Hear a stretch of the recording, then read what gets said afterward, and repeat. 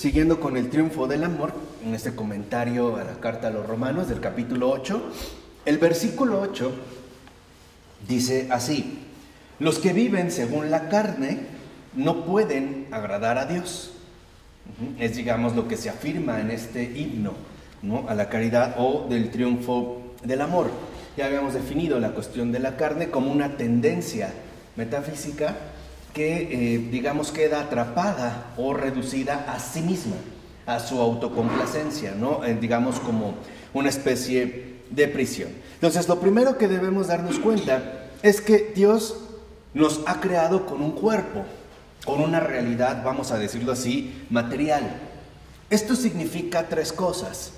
De entrada, es gracias a nuestra dimensión corporal, a nuestro cuerpo, que tenemos una forma, ¿no?, una forma definida, ocupamos un lugar, ¿no?, concreto, y también poseemos una limitación.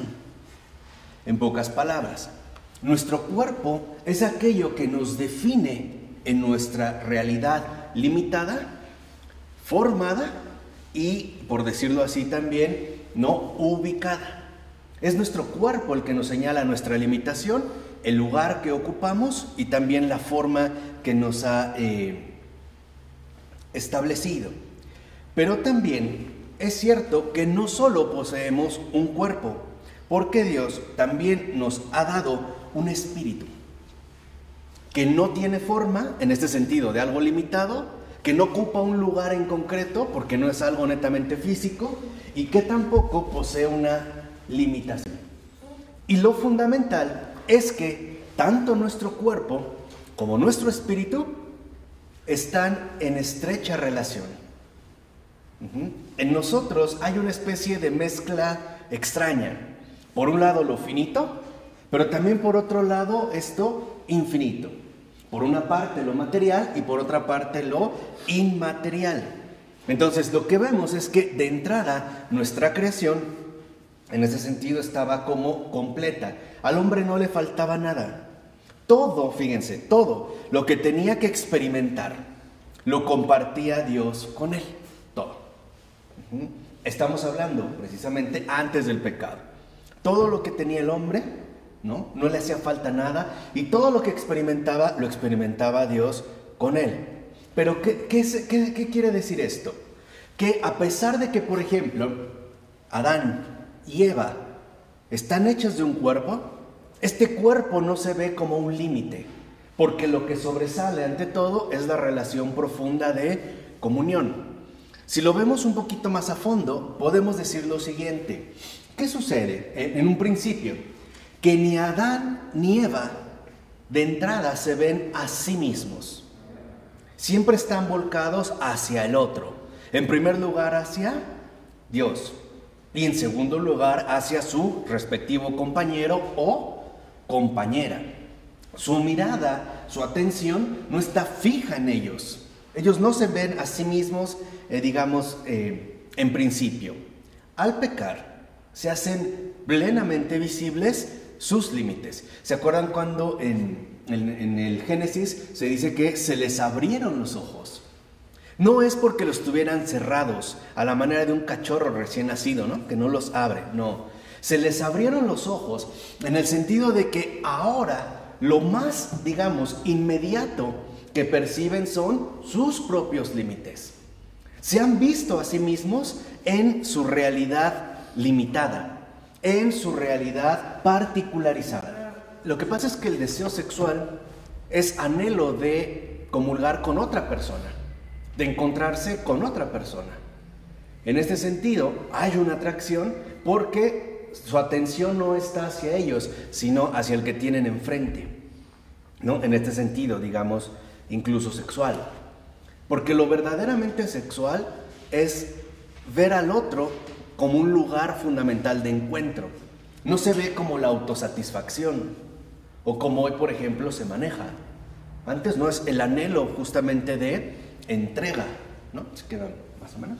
Yo pensé que diría como hermanitos. No, al grado de que en el paraíso solo hay un sacramento realizado, el matrimonio. ¿Y qué es el matrimonio?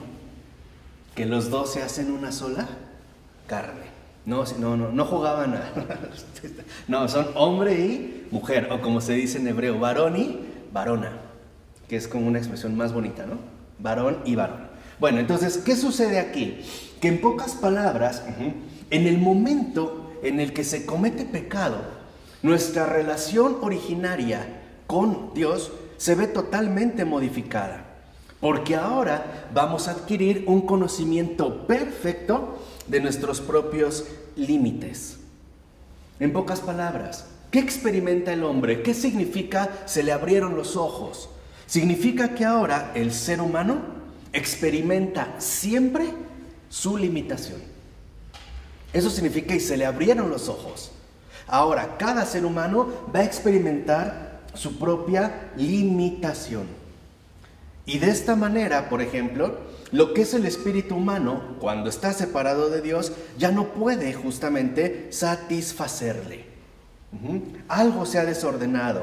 ¿Qué es lo que ocurre? Por eso intenta elevar la carne a un rango que no le corresponde. O sea, al ahora tener experiencia real de nuestros propios límites, lo que buscamos es alcanzar una especie de complacencia total y no lo podemos, o digamos, lo primero que reconocemos para poder hacerlo es a través de la carne. En pocas palabras, empieza a surgir el profundo anhelo de autosatisfacción, cuando antes esto no está dado.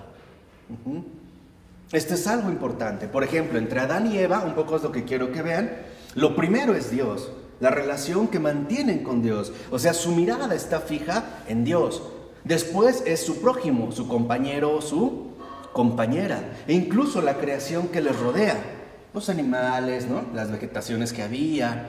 Y este es, digamos, como el ambiente profundo en el que viven. De tal manera que al estar plenamente concentrados en Dios y en el prójimo, no experimentan su propia limitación. La tienen, no es que vivan engañados, pero no es lo prioritario. Con el pecado el acento cambia porque ahora se van a colocar cada quien en el centro. Se van a colocar cada quien digamos, se van a centrar en sí mismos. ¿Y esto qué provoca? Que experimenten, digamos, la verdad cruda de su propia limitación. A ver, esto se puede entender con un ejemplo. Si yo tomo a un niño pequeño de unos 2 años y yo lo cargo y le digo, te aviento a la luna, ¿qué me va a responder? Que sí. No porque sea idiota, porque no está centrado en sí mismo. Él confía en la palabra que le está dando alguien más. Pero si de repente, por ejemplo, yo lo bajo y le hiciera ver si él puede llegar a la luna, inmediatamente, ¿qué me diría? Que no puedo, exacto. No puedo, porque ya experimentó sus límites. Esto es lo que ocurre con Adán y Eva. Mientras Dios es lo primero, no hay limitación, porque su horizonte de vida es lo infinito, es el infinito, conviven con el infinito. Pero cuando esta relación se rompe, ahora se centran en sí mismos y esta experiencia de limitación, en efecto, va a ser como lo habitual en todas las criaturas, al grado de que este quedar centrado en uno mismo provoca que Dios se vaya volviendo cada vez más una presencia borrosa, incluso lejana o distante, llegando a plantearse como inexistente, incluso como si fuera un producto de la propia fantasía.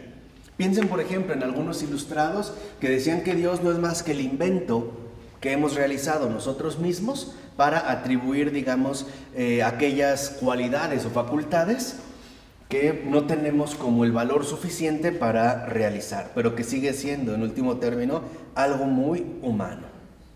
¿Vale? Esto es lo que ocurre. ¿Qué sucede? Dios no se calla. Ante esta situación, Dios no se calla, porque la carne, ¿no?, como esta tendencia hacia uno mismo, es justamente algo que se opone a la verdad. Y es por eso que a Dios le desagrada que el hombre viva según la carne. O sea, entendamos, no que viva con un cuerpo. Ese fue el error de los gnósticos. Creer que es nuestra propia realidad material, física, la que Dios desprecia. Esa es una total mentira, porque Dios ha hecho la creación. Dios ama su creación. Lo que no le gusta es que vivamos según esta tendencia centrada en uno mismo. Por eso a Dios no le agrada que vivamos según la carne y que por lo tanto también se hagan tan visibles, tan patentes, incluso tan dolorosos nuestros límites. ¿Por qué? Porque si bien es cierto, Él los ha trazado con amor, no era algo que realmente fuera necesario. En pocas palabras, por eso Dios nos ha dado ojos, porque el ojo no se ve a sí mismo, ¿o sí? Y esto es algo que ya algunos filósofos lo habían detectado. El ojo, por ejemplo, lo puede ver todo, menos a sí mismo. El ojo no se puede ver a sí mismo, aunque sí es capaz de verlo todo. Esta es la figura que Dios nos había dado en principio, que no nos viéramos a nosotros mismos. ¿Por qué? Porque no era necesario, porque no es lo fundamental, no es en este sentido lo primordial. Entonces, lo que sucede es que en este sentido, lo fundamental no era vernos a nosotros mismos, sino experimentar y gozar de la compañía divina. Por eso en el paraíso, por ejemplo, la limitación humana, finita, criatural, no es lo primario. Lo primario, por el contrario, es el ámbito de la ilimitación divina. El que está presente siempre ante ellos, el que tienen ante la mirada, literalmente al que tienen ante sus ojos, es a Dios. Y por ello obtenían una felicidad completa. Porque no se ven a sí mismos. Siempre tienen presente a Dios. Una vez que está ya vigente esta ley, vamos a decirlo, esta ley de la carne, lo que vemos es que en efecto ahora el Hijo lleva en sí esta misma condenación. ¿En qué sentido? En el sentido de que el Padre no quiere para nosotros una experiencia de limitación, una experiencia limitadora. ¿Por qué? Porque Él quiere, el Padre, que experimentemos una felicidad ilimitada. ¿Qué es el cielo?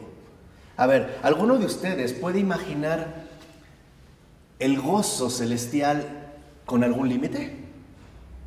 ¿Qué pasa cuando se habla de eternidad? ¿Nos podremos aburrir de ver a Dios o de experimentar su presencia? ¿Será que en algún momento nos puede llegar a hostigar o a fastidiar? Como cuando uno come un alimento que aunque le guste mucho le aburre o le fastidia. No, y aquí viene el punto. Porque la felicidad y el gozo que Dios quiere para cada uno de nosotros es algo ilimitado. Por decirlo así, es algo justamente que carece de límites. Por eso, Dios no puede soportar a quien vive según la carne. Porque la carne es experiencia fija de los propios límites. O si quieren utilizar otro término, un poquito más filosófico, pero más preciso, la carne es vivir según los criterios del ensimismamiento. Es vivir ensimismado. Eso es el ensimismamiento. Quien no se ve más que a sí mismo. Y por lo tanto, pareciera que lo único que es capaz de experimentar son también experiencias limitadas, vivencias cortas, vivencias pequeñas. Piensen, por ejemplo, la obsesión contemporánea, retomando a la cuestión sexual, por el alcance o el disfrute de un orgasmo. Puede ser intenso, pero sigue siendo algo limitado. Por más que sea placentero, sigue siendo limitado.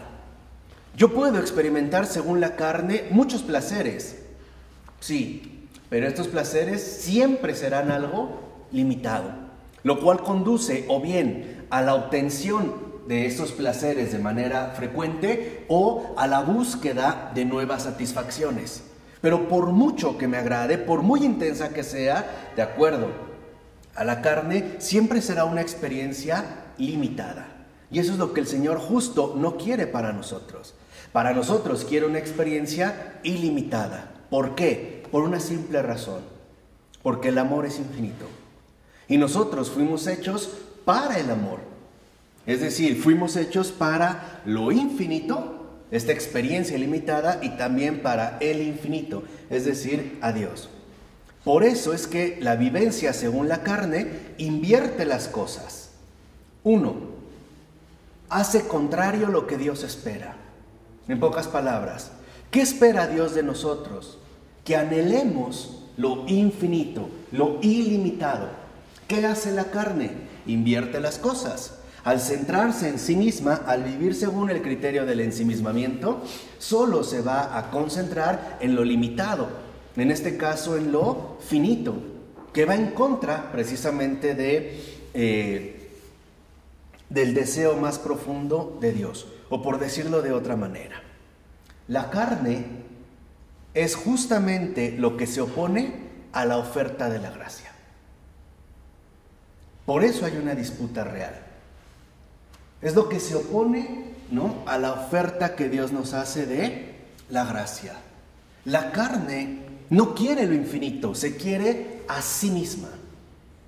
La carne no quiere saber algo que sobrepase sus propias medidas. Quiere siempre mantenerse centrada en sí misma. Por eso es que nosotros hay un drama profundo que entreteje de manera honda la realidad humana. Por eso es que en cada ser humano hay una disputa frontal entre la carne y el espíritu. Por eso es que nuestra carne, a pesar de que está entretejida con el espíritu, a pesar de que forma parte también de una realidad compleja que llamamos persona y que es carne y espíritu, está siempre en oposición a esto que se escape, digamos, de las propias medidas. Por eso es que, como menciona Adrienne von Speyer, la carne parece oponerse a lo que es infinitamente más grande. Parece no estar de acuerdo, digamos, con esta superación. Para la carne, lo importante es un momento, cada instante, lo que se puede disfrutar en cada momento, lo cual ya nos da luz sobre los dos criterios que rigen el comportamiento de la carne: la satisfacción y el placer. Esos son los criterios literalmente que mueven a la carne: la satisfacción y el placer. Piensen, por ejemplo, el caso de una infidelidad. ¿Se busca la autosatisfacción? Sí. ¿Se busca el placer? Sí, aunque sea instantáneo, sin ponernos a pensar las consecuencias que eso puede tener o a costa de qué será. Por ejemplo, destruir una familia o varias, o qué sé yo. Porque para la carne no existe otra cosa más que sí misma. Entonces, ¿qué es lo que hace la gracia? Lo que la gracia hace en un primer lugar es orientarnos hacia el espíritu, pasarnos de lo limitado a lo ilimitado, pasarnos, en pocas palabras, de lo temporal a lo eternal. Esto significa que la carne no es que desaparezca, pasa a un segundo plano. En pocas palabras, mientras la carne se aferra en ser lo primero, lo que hace la gracia es mostrar que ese lugar no le corresponde, que la carne es importante, pero siempre es lo segundo. No sé si esto queda claro. Lo vemos en la tentación del desierto con Jesús, ¿no? Lo primero que le dice, por ejemplo, el demonio es: dile, si eres el Hijo de Dios, dile a estas piedras que se transformen en pan. Aquí ya tenemos, por ejemplo, de manera evidente un poco la lógica diabólica. Para el diablo, justamente, lo importante es la autoafirmación. Por eso, si lo han escuchado, incluso de manera tradicional, hay una especie como de pacto o una especie de contubernio entre el demonio y la carne, ¿no? No es que la carne sea mala, no es que el diablo es el creador de la carne o de lo material, como por ejemplo, podían decir algunas herejías maniqueas o hasta gnósticas. No, es que tanto el demonio como la carne parecen regirse por el mismo principio, y es solo yo. Por eso parece que pueden hacer buena mancuerna, o mejor dicho, por eso es que el demonio por ahí nos tienta, por la parte débil. Cuando decimos la carne es débil, lo que estamos diciendo en realidad es que es el punto más flaco de mi realidad humana. ¿Por qué? Porque la carne solo ve por sí misma. Y esto es lo que vemos que en efecto el diablo también le quiere aplicar a Jesús, porque lo ve como un hombre. Ahí se ve que es un verdadero hombre, no es una mera apariencia humana, ¿no? O sea, si para él eso es lo que debe imperar, la autosatisfacción, la obtención del placer, etcétera, por ahí le llega a Jesús. Y Jesús le responde poniendo las cosas en su lugar. ¿Se acuerdan, digamos, de esta famosa respuesta? Jesús le dice, no solo de pan vive el hombre, sino de toda palabra que sale de la boca de Dios. ¿Qué significa? Que para nosotros lo primero no debe de ser lo finito, sino lo infinito. Y que más allá de las experiencias que podemos obtener a través de la carne, lo fundamental es la experiencia que nosotros tengamos de Dios. Y por eso lo que le responde Jesús al diablo es: lo que para ti es primero, la carne, la satisfacción, el estómago, no es primero, es lo segundo. O lo último, ¿no? En cuanto a aquí. Me refiero a que no va el lugar que se le quiere adjudicar. Puede ser lo último, segundo, pero no va ahí. Lo quita y dice Jesús, no, lo primero es el espíritu. Esto es lo primero. Con esta respuesta, lo que vemos también es un poco, a veces, las dificultades que tenemos para poder acceder precisamente a esta experiencia del espíritu. La carne no queda en su lugar de mala, como, digámoslo así, aislada o rechazada. No. En primer lugar, la carne es colocada en el lugar que le corresponde, que de entrada sabemos no es el primero. Con esta reubicación, la carne puede ingresar a la verdad. Y al estar en la verdad, la carne en efecto se santifica, se transfigura, o como decía Pavel Florensky, se crucifica. No es la crucifixión de la materia crucificada. ¿Qué significa esto? ¿Debemos deshacernos de la carne? No. Debemos de ponerla en su lugar para que en efecto la carne no sea un obstáculo para la experiencia del espíritu, de lo ilimitado, sino más bien que sea una dócil compañera del espíritu. Esto es lo fundamental.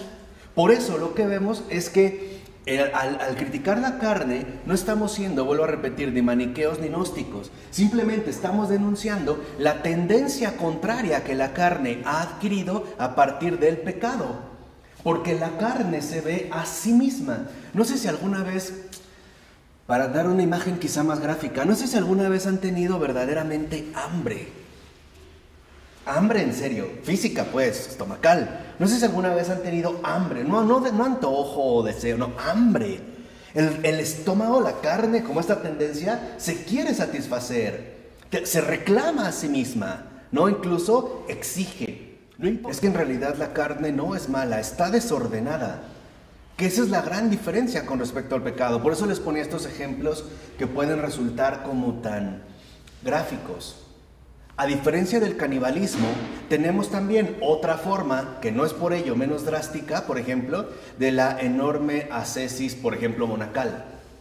Los ayunos tan prolongados, donde ahí sentimos, ¿no?, la lucha profunda de la carne, que quiere, en último término, autosatisfacerse. En pocas palabras, la carne puede pactar muy bien con el egoísmo, mientras que el espíritu embona bastante bien con la renuncia y el sacrificio. ¿Por qué a veces las comidas, sobre todo en entornos religiosos, pueden ser tan insípidas o frugales o prácticamente no elaboradas?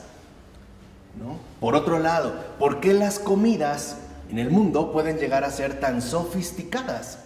Vamos a decirlo así, tan agradables en este sentido al paladar. Tiene un sentido, o sea, no nada más es porque sí. Y no es algo, hay que decirlo, propiamente del cristianismo. Algunos monjes budistas o hinduistas intuyen que hay una tendencia en el ser humano que es esclavizante y es la realidad material. Por eso para ellos es fundamental tratar como, ahí sí, de castigar al cuerpo para poder liberar el alma. Lo que hace el cristianismo es decirnos, no, la carne no es mala. No, pero está desordenada. ¿Por qué? Porque la carne se ve a sí misma. En pocas palabras, ¿qué es la carne? Es el yo. Lo que en la tradición filosófica y teológica se conoce como yo. El yo que solo se ve a sí mismo. Es el A igual a A, que no acepta algo diferente, que no concibe la posibilidad de algo distinto. Esa es la carne. La carne es todo lo que implica esta palabrita con la que decimos yo, de autoafirmación, de autorreferencia, de autorrealización, etc. Esa es la carne, esa es la tendencia. Ahora, ¿por qué es totalmente opuesta a Dios? Porque en Dios no hay un yo solitario, aislado, autosuficiente, autónomo. Hay tres que forman unidad o comunidad en la diferencia. En Dios, en la Trinidad, es decir, en la verdad, en la esencia misma de la verdad, lo que hay es relación. O si lo quieren ver así, hay comunión.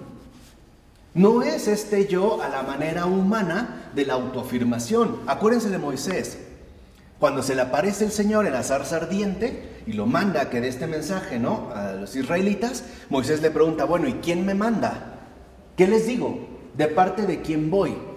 La respuesta es, diles, yo soy el que soy, ¿no? Envía. Yo soy. Ese yo, pronunciado en la boca de Dios, no tiene nada que ver con la manera en la que nosotros pronunciamos yo, como una especie de cerrazón. Solo Dios, ese es el yo verdadero. Es un yo no aislado, sino trinitario. En pocas palabras, el yo divino no es uno, es uno y tres. El yo pronunciado por el Señor en la zarza ardiente es Trinidad. Pregunta, ¿nosotros podemos concebir esto? ¿El yo Trinidad en nuestra realidad humana? Esa es la oposición de la carne. No sé si me explico, o sea, no es la realidad material como lo quería sostener el gnosticismo. Por ejemplo, Plotino. Para Plotino está el gran pensamiento que es inmaterial, el nous, la mente, ¿no?, de la cual por algún accidente han derivado la multiplicidad de las realidades materiales. Al grado de que algunos maniqueos decían, claro, es que como lo físico es limitado, es obra del demonio. No, ¿qué obra del demonio ni qué tonterías? No estamos hablando de eso. Estamos hablando de esta tendencia contraria precisamente a la verdad. En pocas palabras, el yo humano siempre es uno, solo, aislado. El yo divino siempre son tres, en relación, en comunidad. Por eso es impronunciable. Sabemos que este yo soy, que es, digamos, como lo que se ha traducido, es la palabra que pronunciamos Yahvé, pero también es impronunciable. Es la YHWH, que no tiene un nombre. ¿Por qué? ¿Por qué no tiene un nombre? Porque humanamente hablando, no lo podemos comprender. No hay palabra para revelar ese misterio. Y por lo tanto se trata de una presencia, no de una mera cuestión nominal. No. En el caso de Spinoza, él lo que va a desarrollar es una especie como de deísmo, ¿no?, donde hay una entidad llamada Dios que es asimilada a la naturaleza. O sea, para Spinoza, naturaleza y Dios son sinónimos, porque va a decir, Dios es una sustancia infinita de infinitos atributos, todo lo que vemos desarrollado aquí, inspirado en último término en la gnosis. Y todo lo que nosotros, por ejemplo, leemos en las Escrituras, que llamamos revelación, para él son puras mentiras. Por eso incluso fue expulsado de la sinagoga judía, a la cual él, digamos, con su ascendencia judía, lo rechazan.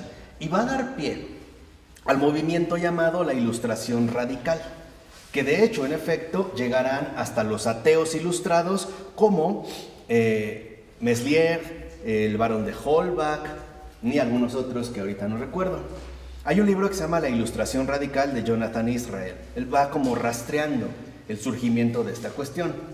Pero cuando él pone, en efecto, el énfasis en el cuerpo, lo pone como una realidad palpable a la que nosotros tenemos acceso, pero que tampoco está llamado a trascender. Porque si lo único que, digamos, permanece es esta sustancia infinita o naturaleza de infinitos atributos que no trasciende nada. No hay alma, no hay un más allá. Todo es, digamos, como un ámbito natural que sigue un propio ciclo. Entonces lo que él dice es, claro, disfruta porque te vas a morir y no hay nada más allá. No hay más allá. De tal manera que entonces el cuerpo pues es la única certeza que nosotros tenemos de nuestra vivencia. Por eso pone este énfasis precisamente en el cuerpo. Cuando habla, por ejemplo, de las pasiones, pues es la única, digamos, como el único recurso que le queda. Decir, claro, disfruta mientras tengas este cuerpo, o sea, mientras estés vivo, porque una vez que te mueras se acabó todo. No hay nada. Por eso pone el énfasis en el cuerpo. Lo que hace Adrien, por el contrario, es recordarnos que el cuerpo, a pesar de ser algo finito, no está llamado a experimentar lo finito. ¿Dónde está el ejemplo más claro de que el cuerpo está llamado a trascenderse a sí mismo? ¿No es en la resurrección? ¿No está dada en la resurrección de la carne? O sea, incluso nuestro cuerpo ya no va a experimentar ese límite insuperable que por el momento no podemos brincarnos y que se llama justamente muerte. Esta es la gran diferencia. En pocas palabras, ¿Dios nos ha hecho finitos? Sí. ¿Por qué somos finitos? Porque no somos Dios. Porque somos criatura. Por eso es que somos finitos y tenemos unos límites. Lo importante es a partir de qué vivimos. O sea, nuestra experiencia fundamental, nuestra experiencia central está basada en nuestra propia finitud, es decir, la basamos en nuestra propia limitación, o por el contrario, nuestra experiencia es espiritual, o sea, que trasciende nuestros propios límites innegables. En pocas palabras, ¿nos aferramos a vivir según nosotros mismos o vivimos a partir del infinito que ensancha todos nuestros horizontes? Esta es la gran diferencia.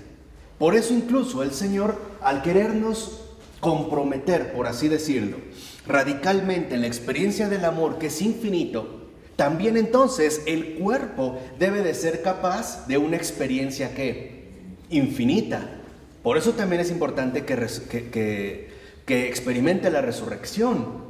Porque entonces, ahora sí, el amor, como lo dijo San Pablo, lo será todo, en todo, en todo. O sea, no solo se trata de que nuestros corazones y nuestras almas estén llenas del amor de Dios. No, toda nuestra realidad, incluido nuestro propio ¿qué? Cuerpo. De tal manera que entonces, a pesar de que nuestra limitación es innegable, no así, digamos, el centro fundamental que lo orienta. Esto es lo que pasaba antes del pecado con Adán y Eva. Eso es un poco lo que yo les quise transmitir, ¿no? Al inicio que mencionaba Adrien. Adán y Eva tienen como prioridad a Dios. Es lo que ven, es lo que experimentan. Y por lo tanto, en este sentido, ¿el acento está puesto sobre ellos mismos? No. A ver, una pregunta. ¿No es esta la vida de fe? ¿Qué es la vida de fe? No es dejar nuestros propios límites, capacidades, o sea, nuestra propia limitación a un lado para concentrarnos en la infinitud que nos sostiene, ¿o no? ¿No es esto en gran medida la experiencia de fe? De tal manera que el Señor nos ha renovado para lo que quiere, para sí mismo, o sea, para poder experimentar, incluso en carne propia, la realidad de su amor. Por eso el amor de Dios, al ser algo infinito, su objeto de amor, su correspondiente, ¿no? También tiene que ser de alguna manera ¿qué? Infinito. ¿Qué lo hace infinito? El amor. Porque el amor no tiene ojos para sí mismo. En pocas palabras, el amor, en cuanto tal, es espíritu. Esa es la razón fundamental.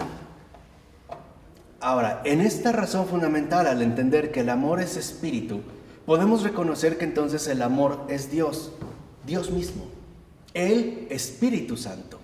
De hecho, solo hay un espíritu, como tal, solo hay un espíritu. Y es el Espíritu Santo, que es amor. Por eso, para nosotros, lo importante es ordenar las cosas para que todo quede dirigido al amor, para que todo sea realmente consumido por él. Amor. De otra manera, Dios sería un fraude.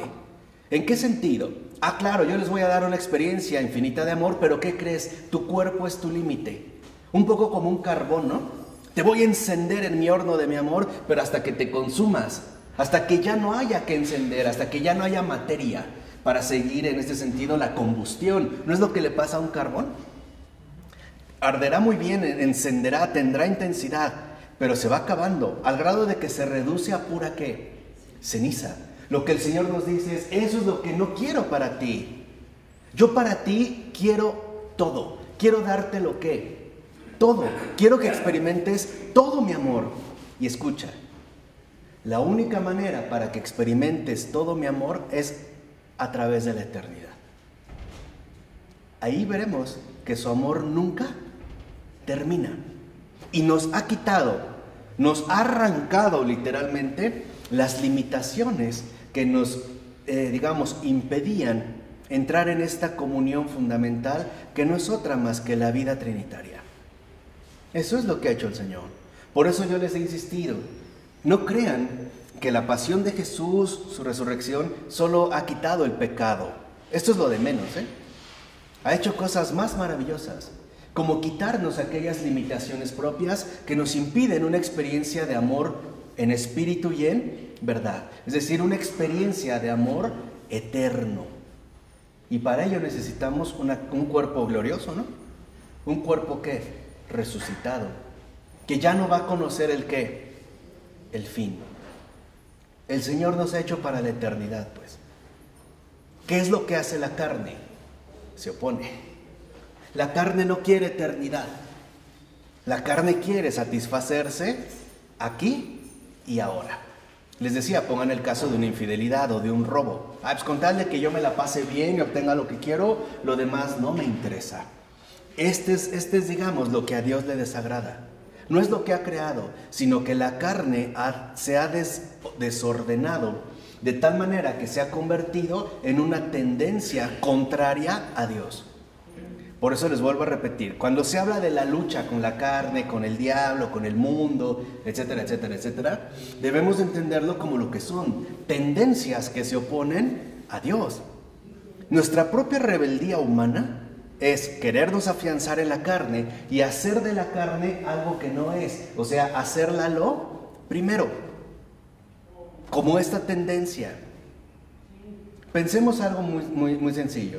Para nosotros, ¿qué es lo primero? ¿O quién es lo primero? ¿Qué va primero? Ahí veremos cómo está, digamos, la lucha con la carne. Cuando tú le empiezas a declarar la guerra a la carne va a protestar. ¿No crees que se va a quedar así? Porque la carne busca lo suyo. No sé si me explico. En pocas palabras, para la carne solo hay una palabra, mío. Para el espíritu, todo depende de una palabra. ¿Cuál? Tuyo. Así vemos el conflicto. No sé, creo que es lo mejor que se los puedo explicar, lo más fácil. Pero ese es el conflicto que hay humanamente. Ese es el drama humano entre el espíritu y la carne. La carne dice, mío. El espíritu, ¿qué dice? Tuyo. O por ponerlo en otros términos, el espíritu es donación. La carne es posesión. La carne quiere poseer. El espíritu siempre quiere ¿qué? Donar, darse. El espíritu es donación, la carne es posesión. El espíritu es gracia, gratis, apertura. La carne, en este sentido, es rechazo de la gracia. Es quedar atrapado en uno mismo. Llámense impulsos, deseos, inconsciente, lujuria. En el fondo, el motor que puede promover esto es justo la carne. Muchos le llaman egoísmo, cierto, tiene algo que ver con el egoísmo, pero tiene que ver de fondo con algo más grave, la autoafirmación. Acuérdense, la porra infernal, por así decirlo, que se entona diariamente en el infierno es 3 no es 3, soy yo. 3 no es 3, soy yo. Está invirtiendo justamente la cuestión, ¿no?, fundamental. Es decir, quiere tanto oponerse a la verdad como a la realidad de las cosas. Por eso es que se nos invita, por ejemplo, que estamos a punto de iniciar la Cuaresma, este miércoles, por eso se nos invita a la oración, por eso se nos invita al ayuno, por eso se nos invita a la penitencia. No se trata, fíjense, y esto es algo que quizá hemos confundido ya desde hace un tiempo para acá. Pensamos que en la Cuaresma es un periodo donde no se come carne, como si solamente dependiera de las carnes rojas. Pero ¿qué tal un guachinango a la talla, ¿no? Pulpo al ajillo, esto sí, o langosta a la mantequilla o qué sé yo. No, entendamos. No se trata de que en la Cuaresma no se come carne. Es que en la Cuaresma lo que practicamos es no seguir la carne, sino acrecentar ¿el qué? El espíritu. ¿Cómo se acrecienta el espíritu? Poniendo a Dios en primer lugar. Esa es la manera de seguirlo. Es incluso revertir la tensión fundamental que por lo regular nos suele desgarrar. No se trata de que no comas carne, quiere decir que no te dejes guiar por la carne, que aprendas a poner en primer lugar el espíritu, o sea, que realmente recibas la gracia de Dios, o sea, que te hagas capaz del amor infinito. No se trata de que ahora vamos a bajar de peso porque nuestro menú va a ser muy vegetariano o vegano, o que de una vez quiero aprovechar para bajarle al ácido úrico, ¿no? No es esto, no es esto lo que está en el fondo. Lo que está en el fondo es que por lo menos tenemos conciencia de que para nosotros lo primero no es la tendencia de la autoafirmación, sino el reconocimiento del que es infinito, del que es siempre más grande que yo, en todos los sentidos. Esto es darle prioridad justamente al espíritu de la autoafirmación. Es privarnos, en pocas palabras, durante la Cuaresma, de lo finito. Y tener hambre o despertar el hambre de lo infinito. Este es el motivo. Este es realmente el centro importante. No crean que se reduce a una mera cuestión dietética. A veces sí. Incluso la mortificación del paladar. Claro, la carne lo resiente, ¿no? ¿No lo vimos también con el pueblo de Israel cuando es sacado de Egipto? ¿Cuál es una de las cosas que más le pesa? No hay carnes, no hay cebollas, no hay condimentos. Este maná, este manú, ¿qué es esto? No es nada, no sabe a qué. A nada, no tiene salecita, condimentos especiales, al carbón, ahumado. ¿Qué es esto? Esto no es nada. Claro, porque para la carne el espíritu no es nada. Para la carne, ella misma lo es todo. La carne por eso desprecia al espíritu. El espíritu no desprecia la carne, la quiere rescatar. La quiere, en este sentido, reordenar. Esa es la Cuaresma. No crean que depende de la dieta y bienvenidos los mariscos. No, tampoco, porque tienen muchísimo colesterol, ¿no? Ya nos vamos a morir de colesterol. No es esto. Es dejarnos guiar por el espíritu para que nuestra carne quede crucificada. Es crucificar la carne. ¿Para qué? ¿Para que reciba su merecido? No. ¿Para que por fin tenga su castigo? No. Para que pueda acceder a la experiencia infinita del amor de Dios, la resurrección. Para que nuestra experiencia del amor sea auténtica, es decir, en espíritu y en verdad. Y que este amor sea lo único que nos llene, que nos alimente, que nos satisfaga y que nos desborde de una vez y para siempre. Esa es la tendencia. Por decirlo así, la carne no es mala. Está ciega. Solo se ve a sí misma. Es caprichosa. Está desordenada. Pero el Señor no la va a dejar perder. Cueste lo que cueste. Y querámoslo o no, nuestra carne tiene que subirse a la cruz. Esta tendencia metafísica de egoísmo tiene que ser clavada en la cruz. De otra manera, no entraremos a la vida eterna, porque la vida eterna es puro amor. En la vida eterna nadie dice yo. Todos decimos Él. Él es. Santo, santo, santo es el Señor. ¿O han escuchado a los querubines que dicen, mírenme qué bien canto? No se ven a sí mismos, por eso son felices. Sí, en este servicio de la crucifixión, digamos, para llegar aquí, lo único que en el camino es el darse, ayudar al prójimo, al necesitado, pobre. Esa es la línea, ¿no? Es lo único. ¿Sí? De ahí es donde uno más se va, digamos, como adelantar en este camino. Por eso, si lo ven, lo que más nos aterra de la cruz es que intuimos claramente que ahí se acabó la autosatisfacción. Ahí dejó de ser yo. Y esto aterra, porque esa es la tendencia contraria. Miren, se los dejo nada más como meditación.